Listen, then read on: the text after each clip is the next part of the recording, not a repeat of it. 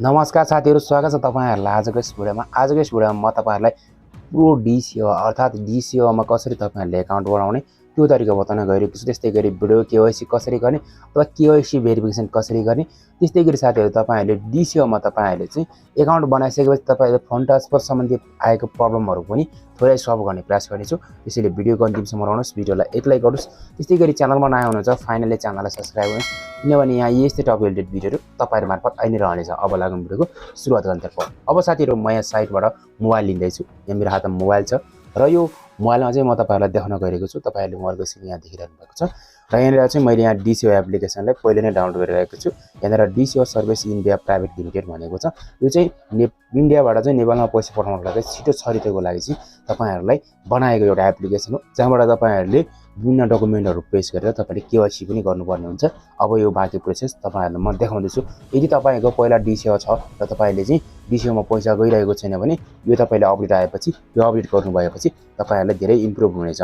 त्यसको लागि सबभन्दा पहिला तपाईहरुलाई ढिलो नगरिकन ओपन गर्नु यो एप्लिकेसनलाई। यो एप्लिकेसनलाई ओपन गरेपछि साथै देख्न सक्नुहुन्छ यहाँनिर तपाईहरुले मोबाइल DTH रिचार्ज भनेर पनि तपाईहरुलाई बताएको छ र जस्तै गरी तपाईले यहाँ केही चीजहरु तपाईले देख्न सक्नुहुन्छ। जस्तै यहाँनिर नेपाल टु इन्डिया भनेर तपाईले देख्न सक्नुहुन्छ। त्यस्तै गरी तपाईले इन्डिया रिचार्ज पनि गर्न सकिन्छ। तपाईले इन्डियामै तपाईले वालेटमा रकम जम्मा गरेर तपाईले त्यहाँबाट रिचार्ज गर्न सक्नुहुन्छ। जस्तै इन्डियाको विभिन्न सिमहरु छन्, जस्तै जियो भयो, भोडाफोन भयो, आइटेल भयो, त्यस्तै खालको सिमहरुमा तपाईले रिचार्ज गर्न सक्नुहुन्छ। त्यस्तै गरी तपाईले इन्डिया नेपाल मनी ट्रान्सफरको लागि चाहिँ मेन थ्रु चाहिँ यो एप्लिकेसन त्यसको लागि नै बनाएको हो। त्यस्तै गरी तपाईले यहाँ देख्न सक्नुहुन्छ मोबाइल डिटेल्स भएको जो कुरा छ त्यसो तपाईले नेक्स्ट गर्दिनुस्। त्यसो तपाईले यहाँ आफ्नो मोबाइल नम्बर लगाउनु पर्ने छ। मोबाइल नम्बर चाहिँ तपाईले इन्डियाकै मोबाइल नम्बर लगाउनु पर्ने हुन्छ।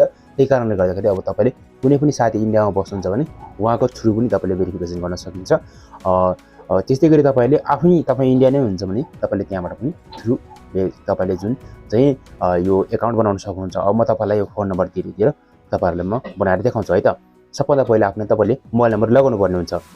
तपाईले मोबाइल नम्बर लगाएको बित्तिकै तपाईले नेक्स्ट गरिसकेपछि तपाईले यहाँ यस्तो खालको इन्टरफेस देखिन्छ। यहाँनिर बनेको छ फर्स्ट नेम, त्यस्तै गरी तपाईले लास्ट नेम हाल्नु होला, त्यसै तपाईले इमेल, त्यस्तै गरी तपाईको फोन नम्बर त्यहाँ सो भइहाल्यो। त्यस्तै गरी तपाईले यहाँ जेन्डर सेयर गर्ने, त्यसै तपाईले पासपोर्ट लगाउने, त्यसरी पासपोर्ट लगाइसकेपछि तपाईले अब यहाँ तपाईको स्टेट सेलेक्ट गर्ने। तपाईको कन्ट्री पहिले नै इन्डिया भइसकेको हुन्छ। त्यसै गरी तपाईले स्टेट सेलेक्ट गर्ने, त्यसै गरी तपाईले डिस्ट्रिक्ट सेलेक्ट गर्ने, त्यस्तै गरी तपाईले सिटी पनि सेलेक्ट गर्ने है त, कुन सिटीबाट हुनुहुन्छ। त्यस्तै गरी तपाईले पिन कोड लगाउने, त्यसै गरी पिन कोड लगाइसकेपछि तपाईले एड्रेस भयो, त्यस्तै गरी आधार नम्बर लगाउनु पर्ने हुन्छ, त्यस्तै गरी प्यान नम्बर लगाउनु पर्ने हुन्छ।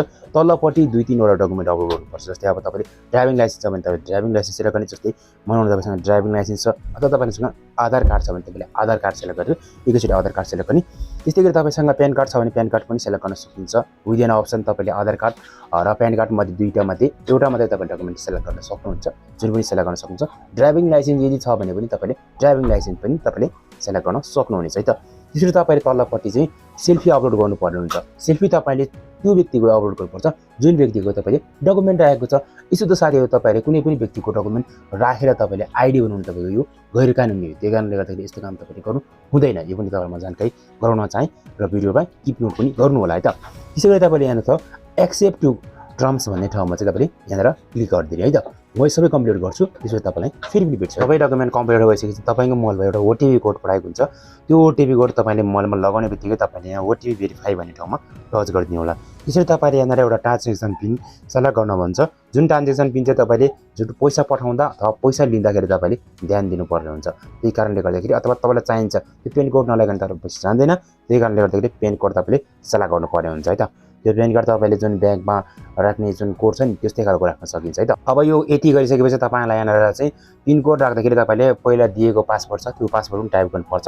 र तपाईहरुले अगाइन एउटा कुरा पनि गर्न चाहिँ जुन कुरा चाहिँ यो हो कि तपाईहरुले जुन मैले अघि भनेको थिएँ कि तपाईले पेन कार्ड र आधार कार्ड मध्ये दुईवटा डकुमेन्ट मध्ये एउटा मात्र पर्छ भनेर। तर साथीहरु तपाईले अपलोड चाहिँ तपाईले एउटा मात्र गर्नुपर्ने हुन्छ। अर्थात् तपाईले प्यान कार्ड अपलोड गरे पनि भयो, आधार कार्ड अपलोड गरे पनि भयो, तर तपाईले प्यान कार्डको पनि नम्बर चाहिँ यहाँलाई जरुरत पर्ने रहेछ।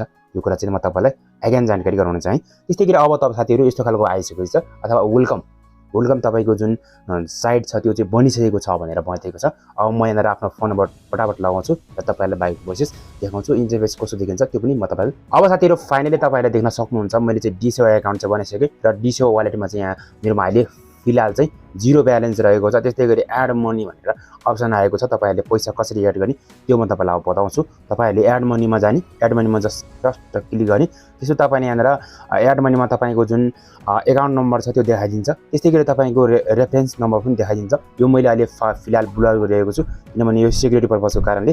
तपाईँले के गर्ने भन्दाखेरि यो दुईवटा तपाईँले जुन छ दिएको छ, जस्तै यहाँनिर एकाउन्ट नम्बर भन्ने दिएको छ, त्यस्तै गरी रेफरेन्स नम्बर भन्ने दिएको छ, त्यो तपाईँले चाहिँ उताबाट फोन पे अथवा तपाईँले गुगल पे गरेर तपाईँले चाहिँ यसमा एड गर्नुपर्ने हुन्छ है त। अब कसरी एड गर्ने त्यो तपाईँलाई म अब सरसर्ती बताइहाल्छु है त। जस्तै मानौँ न तपाईँले यो दुईटालाई कपी गरिदिने, त्यसपछि अब के गर्ने, तपाईँले यहाँ क्रेडिट रिक्वेस्ट इन्क्वायरी तपाईँले यहाँनिर जाने। यो तपाईँले यहाँनिर कुनै पनि व्यक्तिलाई तपाईँले यहाँनिर पैसा लगाइदिनुहोस् भन्न पनि सकिन्छ र आफैले पनि तपाईँले पैसा लगाउन सक्छ। यो पैसा वालेटमा एड गर्ने सम्बन्धी पहिला नै एउटा भिडियो बनाएको थियो, त्यो हेर्नु भएको छैन त्यो भिडियोलाई पनि चेकआउट गर्नु होला है त। आजको यस भिडियोमा भने यति नै थियो। तपाईँहरूले जुन dsewa एकाउन्ट कसरी बनाउने, dsewa प्रोको एकाउन्ट कसरी बनाउने त्यो मात्र थियो। वालेटमा जुन भिडियो एड गर्ने तपाईँलाई चाहिएको छ भने नेक्स्ट भिडियो भनेर कमेन्ट गर्न नबिर्सिनु होला। सो भिडियोलाई लाइक गर्नुहोस्। त्यस्तै गरी आजको यस भिडियो यहाँलाई कस्तो लाग्यो सो त्यसलाई प्रतिक्रिया दिन पनि नबिर्सिनुहोस्। आजलाई पनि यति नै हस्त। नमस्ते, जय देश जय नेपाल।